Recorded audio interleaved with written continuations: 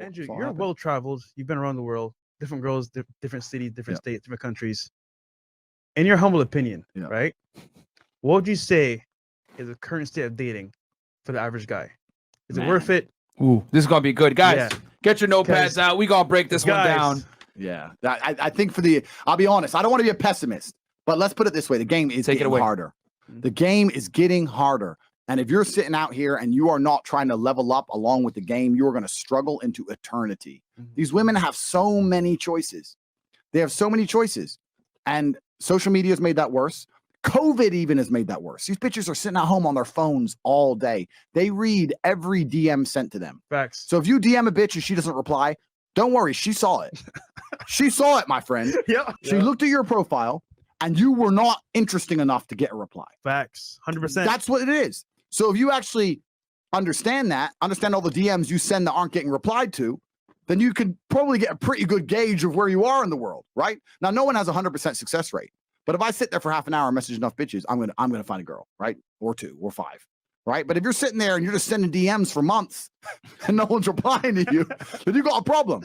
It's getting more and more competitive. And what's actually interesting is I believe that this whole feminism, all this crap, was actually initially promoted by beta males. I don't know at what point in history, but my theory, which I have a lot of, but my theories tend to be correct.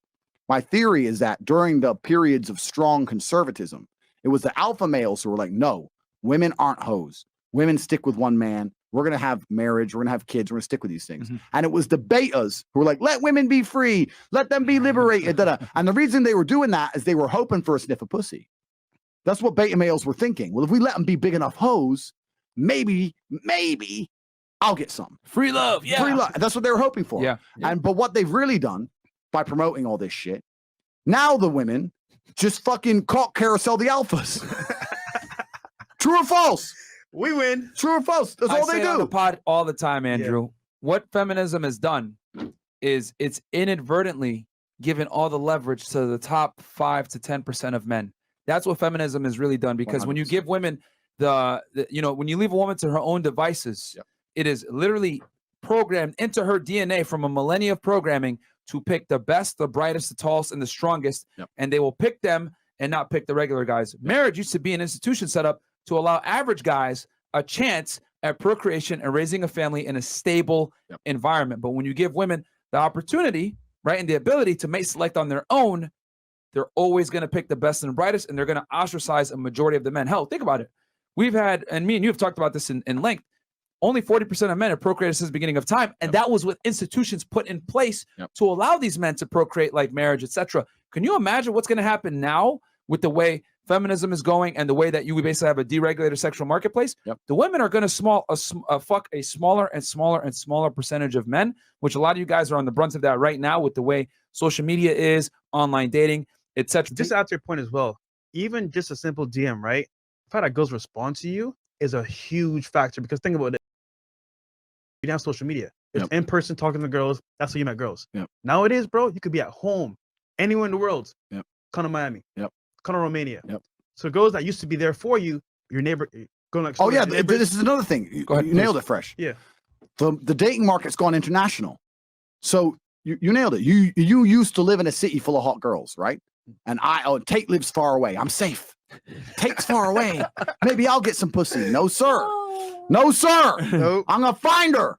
Put her ass on a private jet. Jizz all over her face. You can have her afterwards. There's no safety now, right? Nope. It's all become international, and women are now internationally competing. Beautiful women are talking to men in 15 different countries.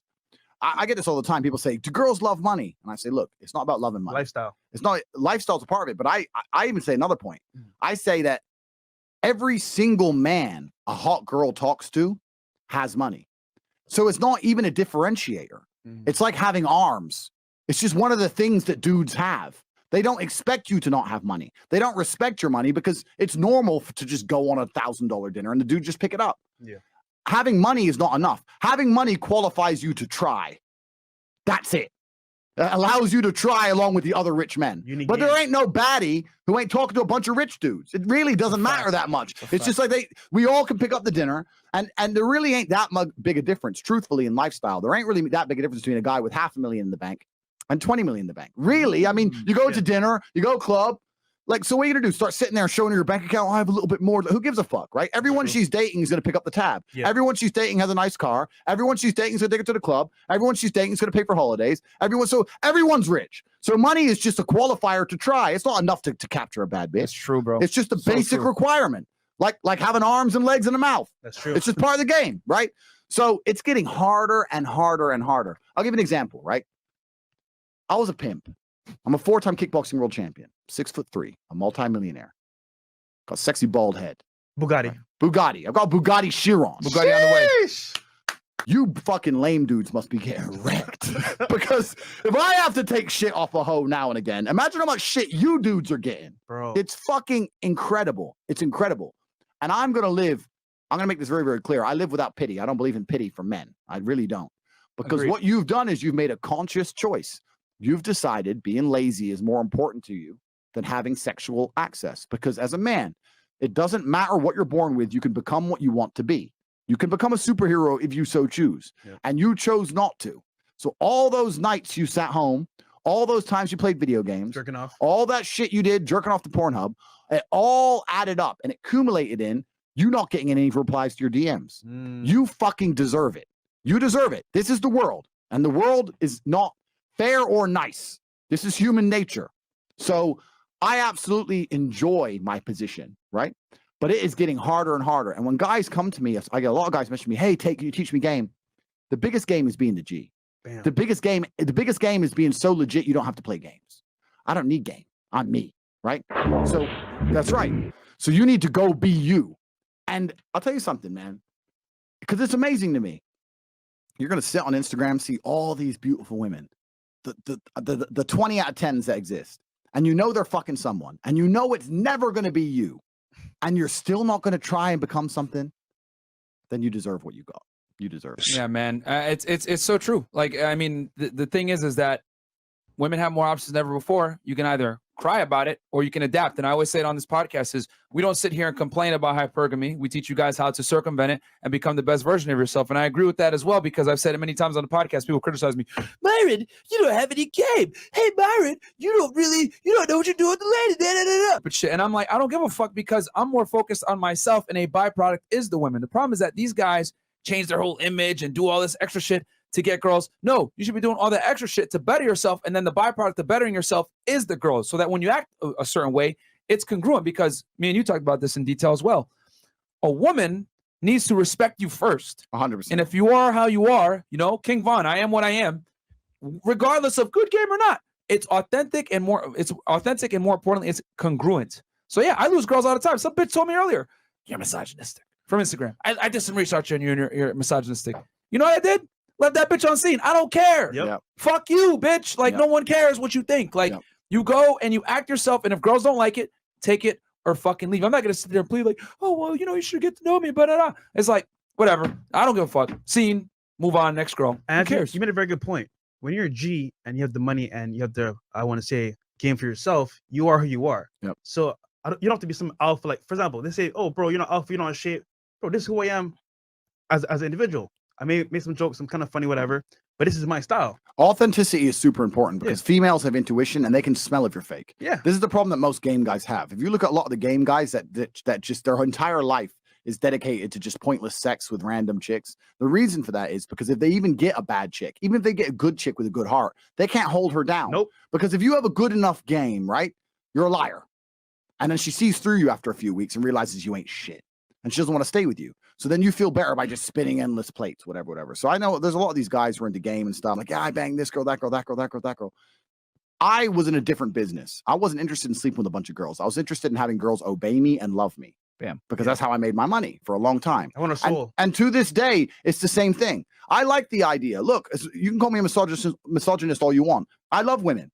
If I'm sick, I don't call the boys. I call the chicks. I don't feel well. Come lay, and a woman will come lay with your sick ass in bed, cook for you, clean for you, do all those. Women have a healing power. Every man to some degree needs some women in his life. And I want women who love me and who are loyal to me and who obey me. So when I talk to guys like teach me game, I was like, listen, you need to be a man worthy of respect because a woman needs to respect you to love you. Facts. And the way a woman's going to respect you is one of you respect yourself and two of other men respect you. You're not just gonna be able to sit around being a piece of shit and just think just because you're born with a dick, you're going to instantly get respect from females who have unlimited choice. Damn. That's stupid, right? That's absolutely stupid. And in spite of all these facts, some men are still remarkably lazy. Well, then you're going to live the reality that you've painted. You made your bed and you're going to live in it. That there's nothing else we can do for you. That's the reality of the world. You need to level up as a man. If any man who's watching this, it's not just money. It's not just being in shape. It's everything. It's life experience. It's pizzazz. It's having that famous. It's the ability to tell a story. It's yoga fire. Can you yoga fire a bitch? I can. Listen, if I threaten a bitch with yoga fire, she gets scared. I've seen it. I will play. I've got a Street Fighter machine in my house. I'll play Street Fighter with a bitch. Fuck her up, right? And I'll turn to her and say, listen, I can do that for real. And she'll go, what? I'm like, yoga fire.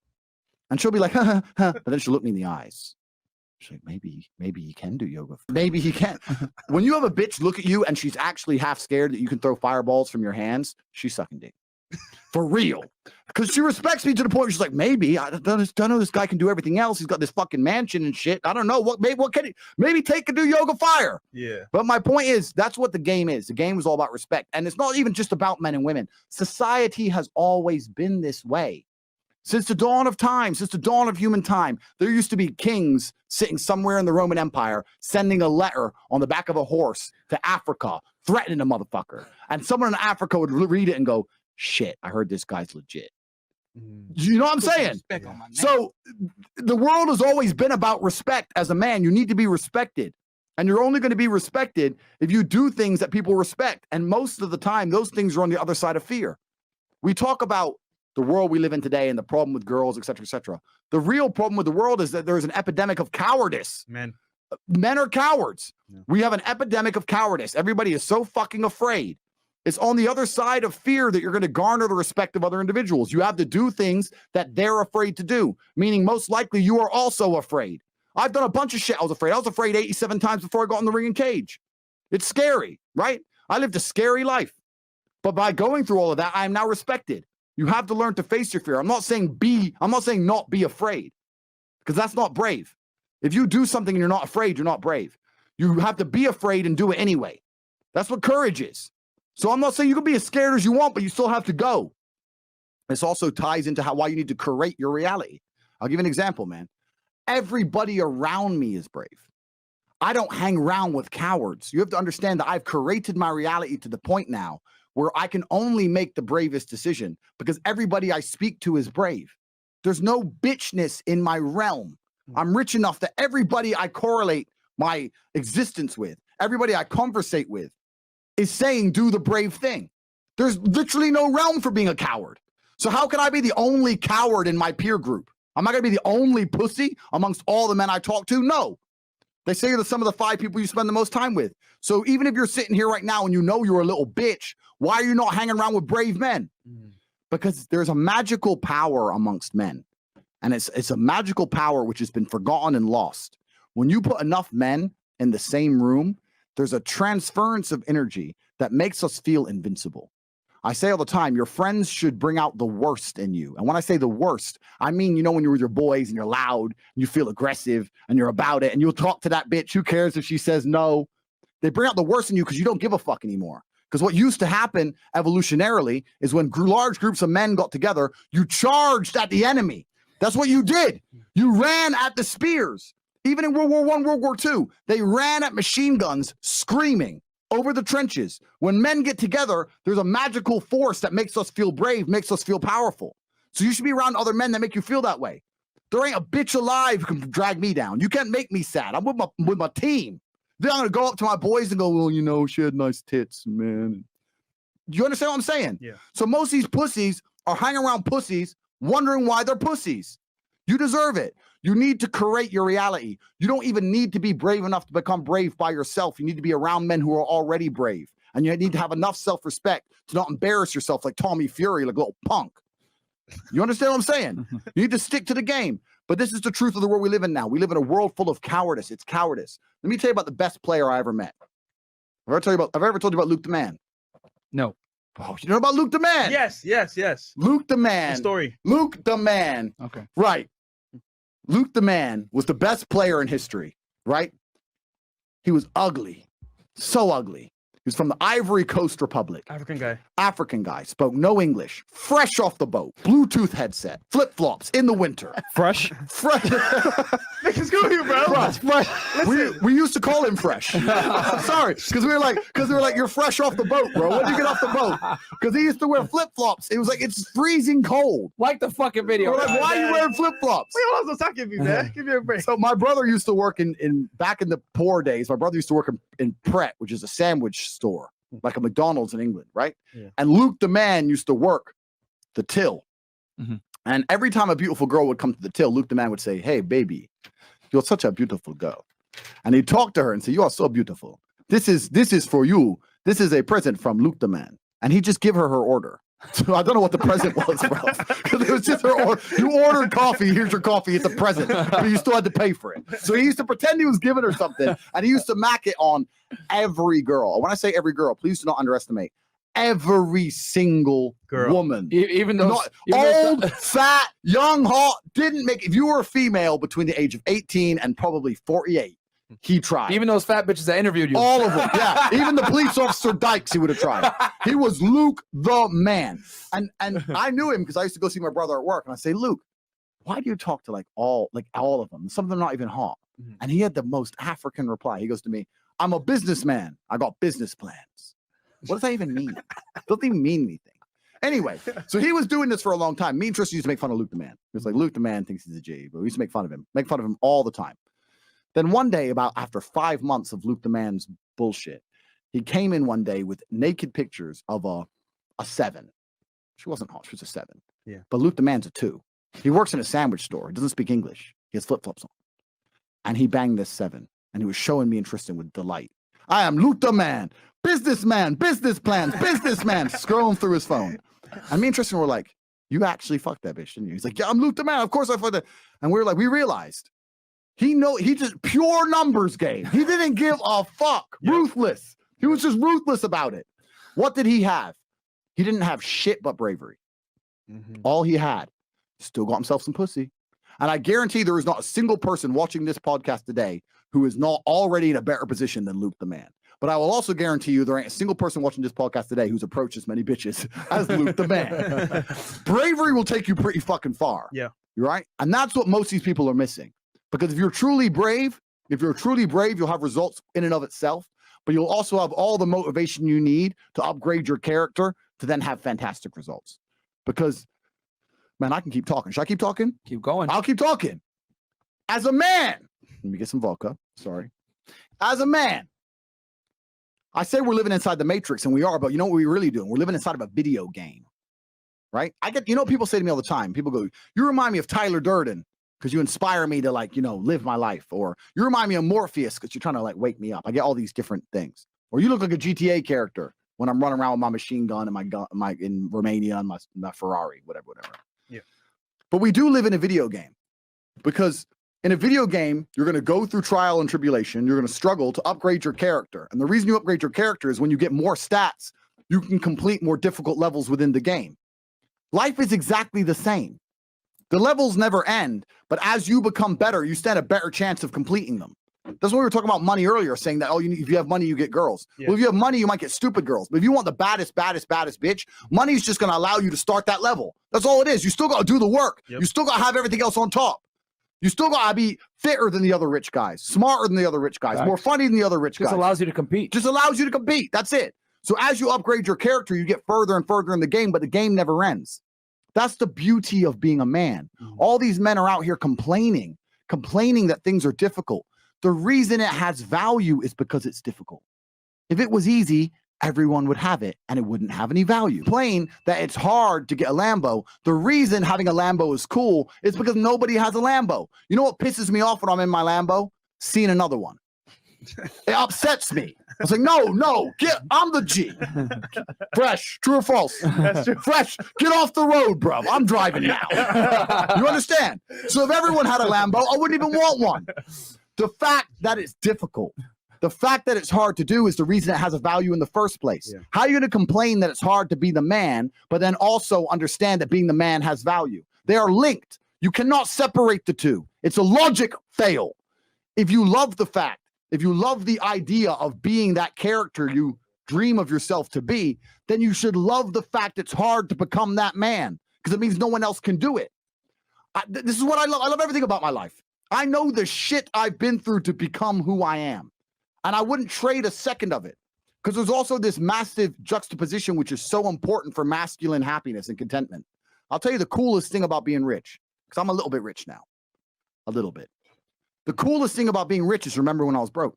That's all it is. Having money in and of itself really isn't that interesting. No, it's not. You buy the house, you buy the car, you buy the watches, you buy some clothes, blah, blah. It's boring. It's only cool to sit there with my brother in the fucking Nurse restaurant with Salt Bae being an idiot, spending 15 G's and saying, do you remember when we didn't have a penny? Right. 15 grand for dinner? We never had 15 grand in our savings account in our lives. Bam. Do you remember that time we were living off those 10p packs of noodles for 2 weeks? Do you remember? You need this juxtaposition. There is no light without dark. You will not appreciate your six-pack unless you didn't have one and you had to earn it. That's how the world works. So when I talk to these dudes like, oh, but it's, you know what, Tate? Yeah, I agree, but you know, it's hard. It's hard. Of course it is. It's supposed to be. And if you're not cut out for it, then fuck off and live a normal existence and die. Sit there, letting other men enjoy the spoils of being a man and fucking die. If that's what you want to do, is just sit there and exist and then fade into history unremembered. That's your decision. If you want to level up your character, then you need to get out here and do it. You need to be around brave men. You need to get some balls. You need to get your network together. You need to be paying attention to things like the Fresh and Fit podcast. Listen to the truth. Humble yourself. Stop sitting there with an ego. Realize you ain't shit. Most of you fuckers could go look in the mirror right now. And if you were totally honest with yourself, go look in the mirror and be honest with yourself and say, if I was a hot bitch, would I fuck me? And the answer for most of you is no. So you can't be mad at women. They've got eyes. They see the same shit you see right now. And they just don't. The answer is fucking no. You ain't got shit worth fucking, my friend. When they look at me, they're like, okay, yeah, all right, fuck it. It is what it is. That's the game. But I made myself this way. I wasn't born this way. I absolutely not really made myself this way. And any single one of you men out here can do the same thing. I don't want to plug too hard, but inside the War Room, this is what we teach. The War Room is the only organization in the world in which we kick out members every single month.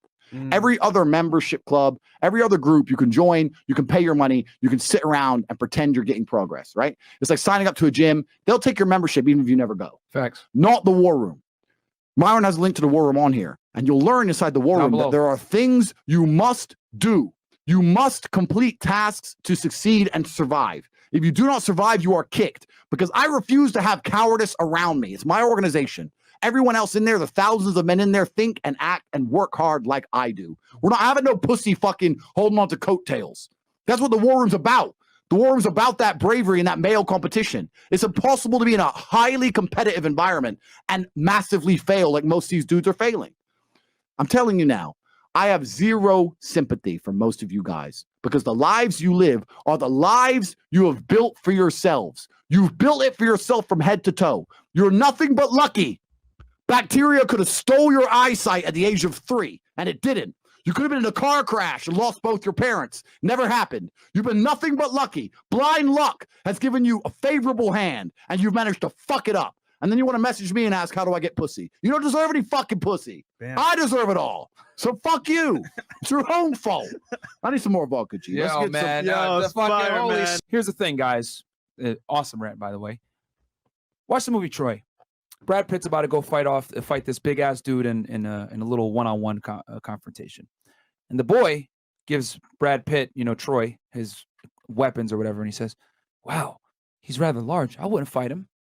Brad Pitt looks at that fucking kid and he goes, "That's why no one will remember your name," and he rides off. That's right. And he fights that fucking dude. That's And that's what I need you guys to understand is that there's nothing wrong being scared. As a matter of fact, being scared is what keeps you alive. It's what makes you human. 100%. You know what I'm saying? But it's accepting the fact that you're scared and doing it fucking anyway. Just like when it comes to the gym. I don't feel like going to the gym. I'm tired. You do it fucking anyway. You're tired. You don't want to work. You want to go to sleep and just relax. You do it fucking anyway. And sorry to interrupt again, No, but that is the most basic imperative of the masculine frame, which has been destroyed in real time.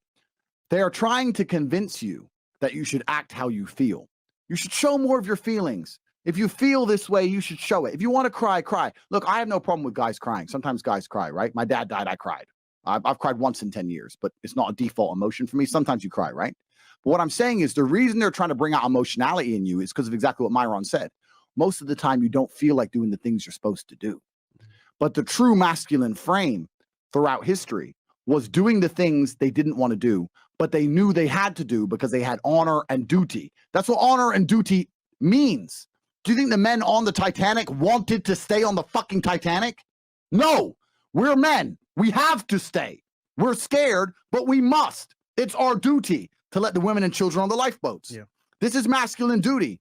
When you remove self-control from men, you get not only do you get emasculated weak men, but what you also get is very dangerous men, because the world at large is trying to tell you, just be more in touch with your feelings and everything's going to be fine.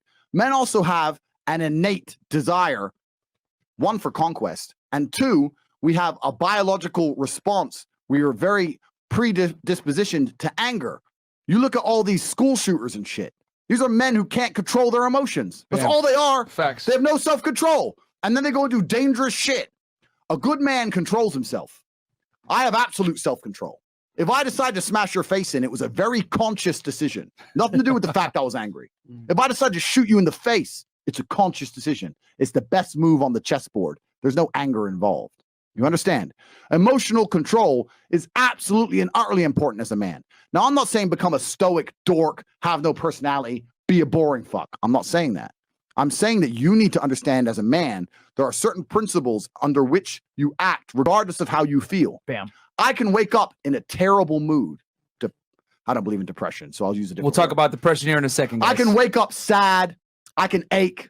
I can have a busy day, stressed, etc. I will complete the same tasks as if I woke up in a fantastic mood. I'll do the same things because how I feel has no bearing on the things I'm going to do with my day, because I have duty to myself and to my bloodline. So a lot of you guys out here are acting like fools because you feel like acting like fools. And what I'm going to say to you is, because you think there's something wrong with you, you go, well, I lack motivation. You hear this one? I don't have the motivation to go to the gym. Well, here's the news flash. Neither did I. And I still did it. So now what are you going to say? Now you have no excuse, right? Oh, you're scared to get in the ring. So was I. I still did it. Scared to get in the cage. So was I. I still did it. Being a man isn't about not feeling things. It's about acting the way you're supposed to act, regardless of how you feel. This once again ties into your network, the people around you. If everyone else around you, when you say you feel a certain way, if they don't check you, then why are you hanging around with them? Facts. If you're going to sit there and go, I feel sad, and your friend's going to go, oh, bro, you feel sad, man? Sorry to hear that, bro. It's hard to be sad, bro. You sad, bro? Oh, we're sad too, bro. I was sad last week. What the fuck's wrong with you? I can't even, Tristan, I feel sad. I'm like, shut up. My boys around me, there is no weakness in my circle. Yeah. You need to create your reality. You got to keep this in mind. I'm tired of hearing guys messaging about how they feel. I don't feel motivated. I don't feel. Feel. Leave the feelings to the girls, right? That's what they do. We act. We're men of action. We get things done. So the world got built. All of it. All the men who built the fucking skyscrapers felt scared. They did it anyway. You need to become a man of action. Stop worrying about how you feel and start worrying about what you're supposed to be doing. How about that? So, Andrew, you went viral for saying depression isn't real. Correct. And everyone came at you. J.K. Rowling, the author of Harry Potter, LOL, those books fat up. Bitch, yeah, fat bitch. You had a bunch of people, media outlets in the UK, the United States, covering you, saying, this man, Andrew Tate, kickboxer, misogynist, toxic masculinity, says depression isn't real. And we actually got a clip here, Chris, if we could pull it up here. Let's play it. Where we brought a guy on, shout out to Skippy. We brought him on the show and we talked about, I asked him a few questions because prior to this, obviously it was a clip from when we talked to him, but he told us about how he's 40 plus years old, or I think he's in his late 30s, early 40s, virgin, never been with a girl, lives with his mom, works about 10 hours per week, overweight, doesn't go to the gym. And I asked him this simple question. I got a lot of heat for this too, because I share your views on this as well. And we're going to have Andrew give his take on it. Because Andrew's very well traveled, been to what, 70 plus countries? 72 countries. Damn. Skippy, Right? Skippy, where do you live? Ogden, Utah. Okay. You live in the United States? Yes. Okay. Do you have running water? Yes. You have electricity? Mm-hmm. You have food in the fridge?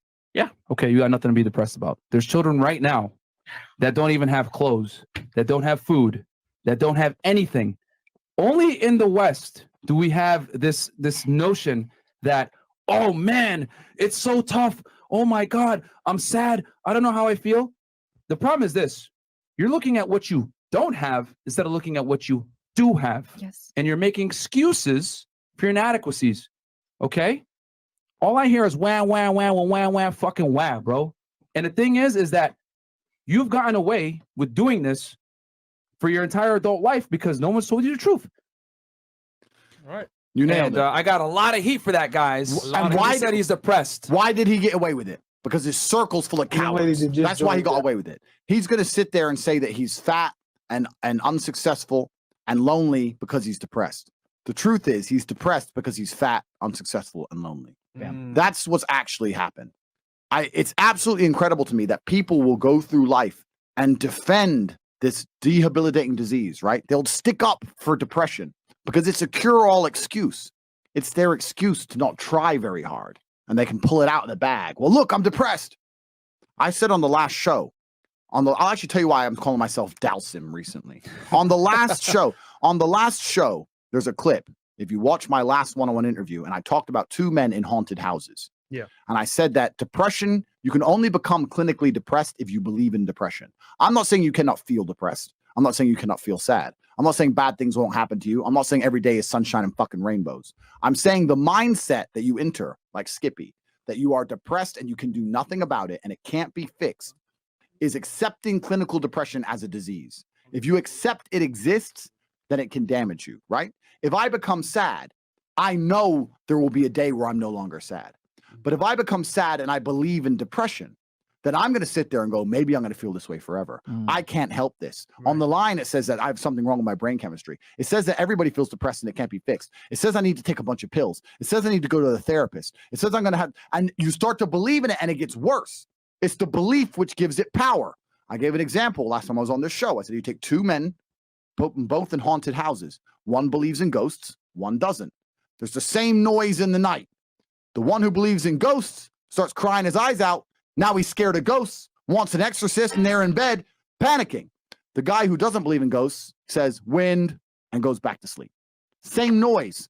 The reason one of them is being tormented is because of his belief. By absolute coincidence, when I was busting a bitch up at Street Fighter, I won as Dalsim. And Dalsim had a win quote.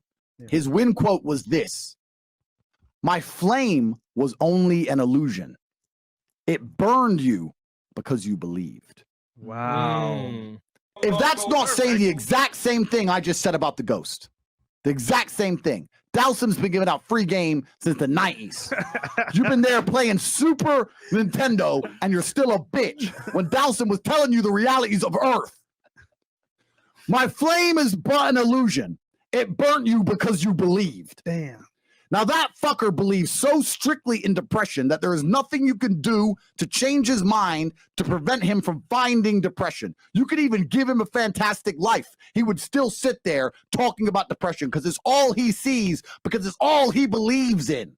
For the same reason why certain people who believe in ghosts, all they see is ghosts everywhere they seem to fucking go. I do not see the point in believing in things that will steal power from me. I curate my own reality. My reality is self-constructed, and I've constructed a reality in which I have all the tools I need to be as powerful as possible.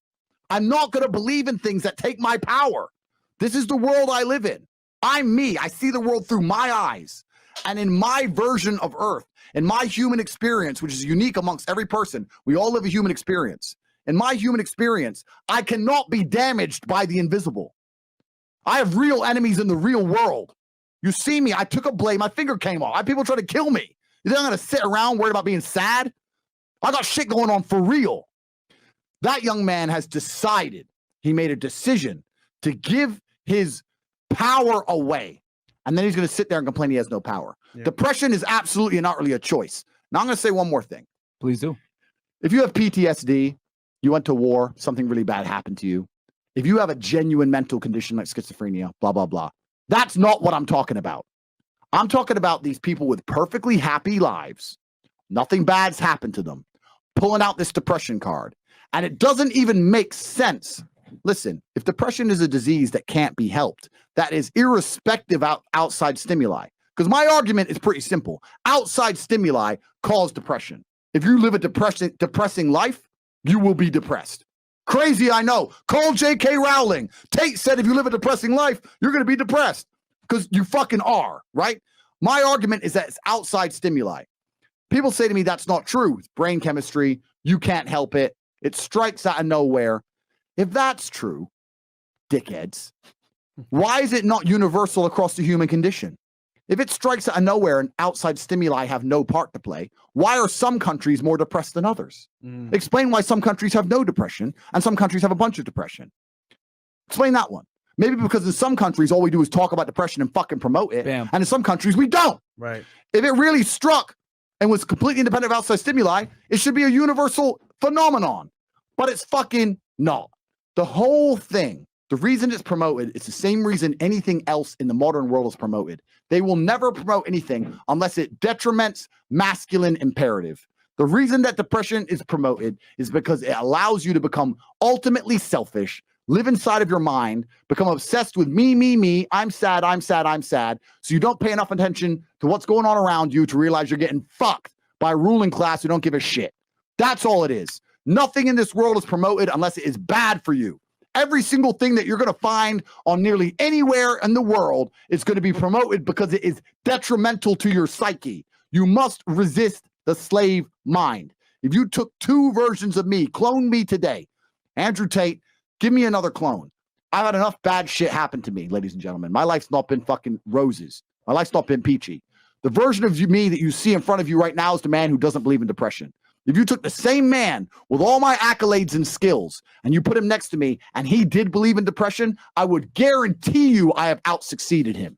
I would guarantee you I've outperformed a clone of me who believes in depression. So why the fuck am I going to believe in something that's going to take my own power from me? And anyone who sits here and tells me, well, depression's real, I believe in it, it's actually real, it's actually real. You're telling me that your mindset is weak, and I'm not going to adopt the thinking of weaklings. You can go cry about depression by yourself. I'm busy living fucking life. And that right there was perfectly said because, Man. yeah, I mean, people in the West are very, dude, you go to Africa, you go to these poor ass They're countries, happy. all over the world. They're fucking happy. Yeah. Yo, in Barbados, everyone's partying, getting lit, having fun. Depression? What is that? It's only here in the West where we have the best access to medical care. We have the best technology. We have the best life, right? Like quality of life in the West, right? Oh my God, I'm sad. Oh, I'm watching porn in 1080p. I'm not going outside. I'm not working out. And life sucks. I got all this food, by the way. It's in abundance. And this water's really clean. But fuck it. I'm sad. And it's like, listen, man, shut the fuck up and stop crying. Yeah. Seriously, bro. Yeah. And if that's true, immigrants that come to the US or come to the UK and they come make it big, how is that possible? But it's also, besides all the points I've just made, the reason, I'll tell you the reason Skippy will even come on a podcast and talk about this shit. When you're an extremely unremarkable person, it's a very easy grasp at originality. Oh, well, I've got this and this and this, and you can't understand me because I have this very unique set of these weird conditions that you couldn't understand. It's a grasp for individuality because most forms of individuality are difficult to acquire, like we talked earlier, right? Being in good shape, having money, all these things to be an individual, to stand out, are difficult. Sitting around talking about all the diseases you have is not difficult and allows you to pretend you're an individual. So it's a grasp for individuality. And it's an attention play. It's an attention play. It's automatic sympathy as well. And I want to say this real quick too, guys, just so y'all know, this is not a shot at Skippy. We love Skippy. I actually hit him up and I said, hey, man, follow up with me. He never responded to me. I was like, I'm going to help you get in shape. He didn't respond to me. But I didn't play that video to attack Skippy. I played that video to show you guys that too many people are concerned with what they don't have versus what they do have. And he's just an example of that. But that's nothing to do with him. And we got a lot of hate on that video. Oh, Myron, you're insensitive. Oh, da, da, da, da. And all it did was just establish to me that here in the West, we're extremely coddled. People are soft. And quite frankly, we're looking at the things we don't have versus what we do have. And I'm not going to sit there and have that, bro, because I've been to third world countries. I've been to Sudan. I've been to Egypt. I've been to extremely poor countries. And over there, they're happier with less, right, than they are over here. Over here, we manufacture a bunch of bullshit excuses for why we're fat, why we're obese, why we're sad, why we live a shitty life, why we don't have money, why we don't get girls, etc. Unacceptable. Nailed it. Cool. I'll read these chats real quick, and then we got girls here. And we got some of the lovely ladies here, guys. They're all here right now. Hold. Shit, they've been listening to some heat then. Oh, sorry, ladies. I promise I'll talk nicer when I have girls here. You know, I'll calm down. I'll be a gentleman. She's already looking at me like, I don't like this guy. He's lying. Yeah. Read out G-Talk quickly. He ran into me today at Clive's. I hit Clive's by myself. Yo, bro. okay. Yeah, yeah. Cool guy. Ran Yeah. into Tate at Clive's restaurant today. Cool guy. Appreciate the show. Yo, Always. what'd you F&F. order? Bro, I had to get jerk chicken. I gotta bring the fire, bro. I can't be coming here on white boy food. Yeah. You understand? I gotta bring the fire. All right, guys. All right, cool. So real quick, we got these questions. We'll answer them fast. Yep. Hey, Tate, looking at getting some nice suits. What do you recommend? And that's from 115. It's hard for me to say. It's hard for me to say because it depends what you look like. But you only need 1 or 2 nice suits. So what I would say is buy expensive ones, buy 1 or 2 nice ones as opposed to a bunch of cheap ones. Buy a nice suit. I agree on that. This is I think this is Armani. Armani. This Armani is like exchange. this is 4 or 5 G's. This is a t-shirt was a G. Like I wear 10, 11 grand on what I'm wearing, but I only have 3 or 4 nice suits most of the time. Right. Okay, Deal Saint. He goes, I could go to a jewelry store, but I'm using Fresh Guy because I believe in my network, Fresh and Fit. He's asking, Brother Tate, how important is it to spend money within your circle? Absolutely important because life is a value exchange. Life is a value exchange. The more value you give to people around you, the more value you're going to get back. So people you have a personal relationship with, I always do business with people I have a personal relationship with. Yeah. And I never haggle them. Never. If you're my friend, I do not want a discount. I want full price. I don't care if you're more expensive, right? You have to keep your network strong. And it's better to provide value to people who are close enough to you to be able to provide value back. Bam. And then Night Zero here, good question. In Tate Speech, you said you were an atheist, but now you talk about believing in God. What was the catalyst that made you change your mind? That's a really good question.